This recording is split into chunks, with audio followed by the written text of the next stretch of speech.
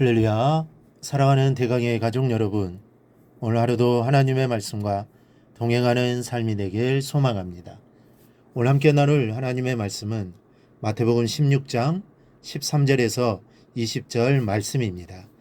예수께서 빌립보 가이사라 지방에 이르러 제자들에게 물어 이르시되 사람들이 인자를 누구라 하느냐? 이르되 더러는 세례 요한, 더러는 엘리야, 어떤 이는 에레미야나 선지자 중에 하나라 하나이다. 이르시되 너희는 나를 누구라 하느냐? 시몬 베드로가 대답하여 이르되 주는 그리스도시요 살아계신 하나님의 아들이시니이다. 예수께서 대답하여 이르시되 바요나 시몬아 내가 복이 있도다. 이를 내게 알게 하니는 혈육이 아니요 하늘에 계신 내 아버지시니라. 또 내가 내게 이르노니 너는 베드로라. 내가 이 반석 위에 내 교회를 세우리니 음부의 권세가 이기지 못하리라. 내가 천국 열쇠를 내게 주리니 내가 땅에서 무엇이든지 매면 하늘에서도 매일 것이요 내가 땅에서 무엇이든지 풀면 하늘에서도 풀리리라 하시고 이에 제자들에게 경고하사 자기가 그리스도인 것을 아무에게도 이르지 말라 하시니라. 아멘. 사람은 자기가 이해한 대로 하나님을 고백합니다. 자기가 경험한 대로 또 배운 대로 하나님을 고백합니다. 그래서 똑같은 하나님을 믿는 그리스도인인데도 신앙과 행동은 다른 점이 너무도 많습니다.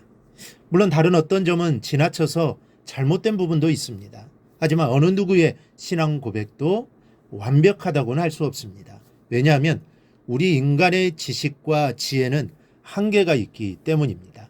잘하는 이야기지만 장님이 코끼리 어느 한 부분을 만지고 와서 그것이 코끼리의 전부라고 생각하는 것과 같습니다.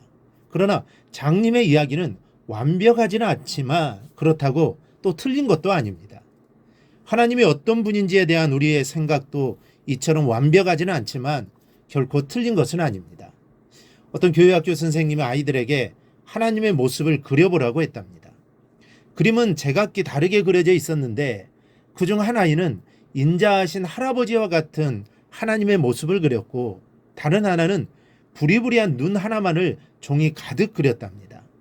아마도 첫 번째 아이는 하나님을 아주 인자한 분으로 이해하고 있었던 것 같고 다른 아이는 하나님께서 자기의 죄를 낱낱이 밝혀내시는 분으로 이해했던 것 같습니다. 어떤 특정한 경험이 바로 이렇게 하나님에 대한 지식을 왜곡시키기도 합니다. 그래서 하나님을 제대로 아는 것이 중요합니다. 오늘 읽은 말씀은 베드로의 신앙 고백입니다. 주는 그리스도시요 살아계신 하나님의 아들이시니이다. 이 베드로의 신앙 고백은 단순하고 명료한 최고의 신앙 고백 중 하나입니다. 신앙 고백의 백미라고 할 수 있는 신앙 고백의 명언 중 명언입니다. 베드로가 예수님을 가리켜 고백한 이 그리스도는 어떤 분이십니까?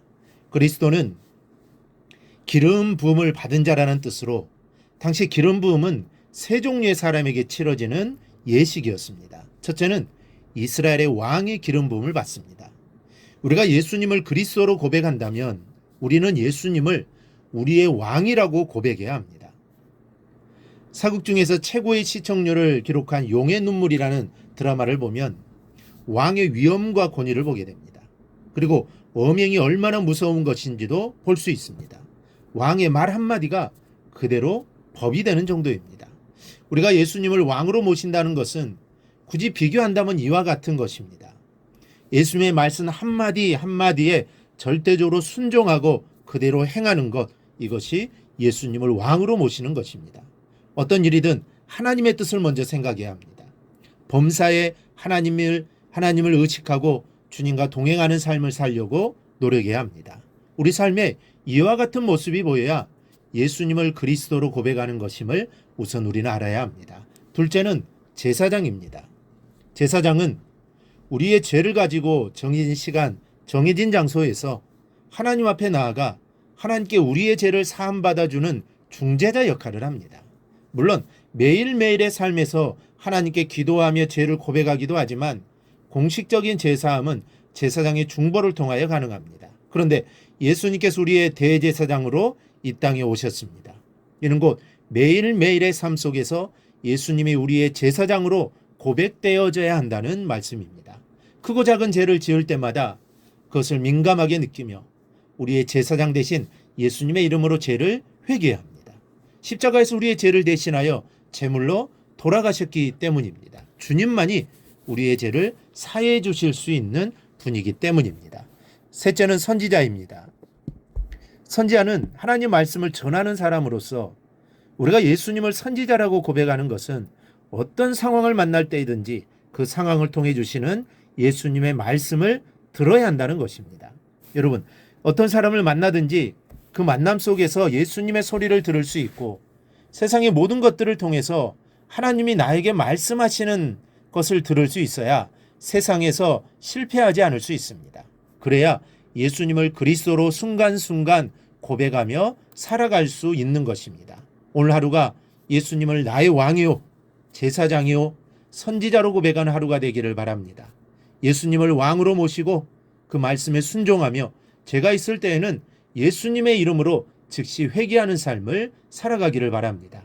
또 여러분들이 어떤 자리, 어떤 상황 속에 있든 그 속에서 말씀하시는 하나님의 음성에 귀를 기울이며 살아가기를 바랍니다. 그러면 오늘 하루도 천국으로 가는 계단을 한 걸음 더 오르는 가슴 벅찬 하루가 될 것입니다. 바로 오늘도 이렇게 주님을 고백하며 주님을 의지하며 살아가는 복된 하루가 되기를 주님의 이름으로 축원합니다.